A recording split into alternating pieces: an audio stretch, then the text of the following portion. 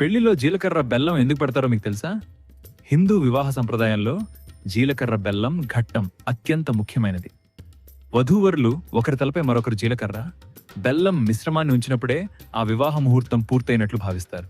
ఈ విశిష్టమైన సమయంలో వధూవరులు ఒకరి కళ్ళలోకి ఒకరు చూసుకుంటే వారి మధ్య ప్రేమానురాగాలు పెరుగుతాయని పెద్దల నమ్మకం.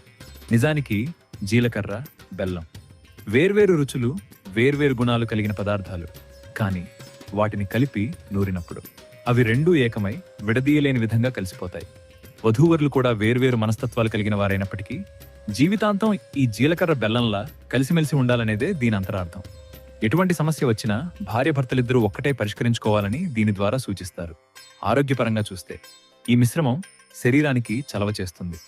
అంతేకాకుండా రక్తహీనత వంటి సమస్యలను తగ్గించడంలోనూ సహాయపడుతుంది. ఈ వీడియో మీకు నచ్చితే లైక్ చేయండి.